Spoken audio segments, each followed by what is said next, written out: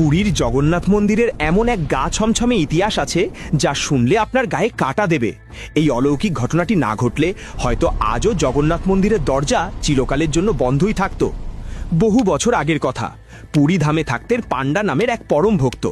মহাপ্রভুর প্রতি তার ভক্তি ছিল একেবারে অন্ধ খাঁটি। একদিন হঠাৎই পুরীতে নেমে এলো এক প্রলয়ঙ্করী ঘূর্ণিঝড়।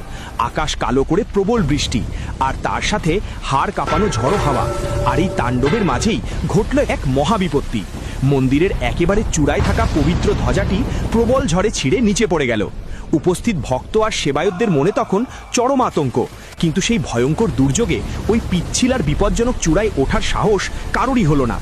কিন্তু পাণ্ডা তো সাধারণ কেউ নন, মহাপ্রভুর ধ্বজা মাটিতে লুটোবে। এ দৃশ্য দেখে তার দু চোখ বেয়ে জল নেমে এলো। এক মুহূর্ত আর ভাবলেন না তিনি। নিজের প্রাণের মায়া ত্যাগ করে কোনো দড়ি বা নিরাপত্তা ছাড়াই ঝাঁপিয়ে পড়লেন সেই ভয়ঙ্কর বৃষ্টির মধ্যে।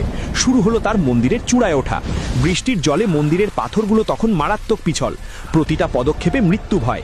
তবুও তার ঠোঁটে শুধু একটাই নাম, জয় জগন্নাথ, জয় জগন্নাথ। হঠাৎ ঘটল এক বড় বিপদ। এক জায়গায় তার পা ফসকে গেল। প্রবল বেগে তিনি নিচে পড়ে যেতে লাগলেন। সব শেষ। কিন্তু না, ঠিক সেই মুহূর্তে শূন্য থেকে প্রকট হলো এক দৈব হাত। পরম মমতায় সেই হাত শূন্যেই লুফে নিল পাণ্ডাকে। কে তিনি? আর কেউ নন, স্বয়ং আমাদের মহাপ্রভু জগন্নাথ দেব। পাণ্ডার এই নিঃস্বার্থ পাগলপাড়া ভক্তি দেখে মহাপ্রভু সেদিন অত্যন্ত প্রসন্ন হয়েছিলেন। তিনি দর্শন দিয়ে বললেন, আমার জন্য তুমি যা করেছো তা কেউ পারল না। তাই আজ থেকে কলিযুগের শেষ দিন পর্যন্ত তুমি আর তোমার বংশধরেরাই প্রতিদিন আমার মন্দিরের চূড়ায় উঠে এই ধ্বজা পরিবর্তন করবে। আর শোনো, যেদিন এই ধ্বজা বদলানো হবে না তার পরের দিন থেকে আমার মন্দিরের দ্বারও আর খুলবে না। বিশ্বাস করুন, সেই থেকে আজ পর্যন্ত রোজ প্রায় 50 কেজি ওজনের বিশাল ধ্বজা নিয়ে পাণ্ডার বংশধরেরাই মন্দিরের চূড়ায় ওঠেন। ঝড় বৃষ্টি রোদ কিছুই তাদের থামাতে পারে না।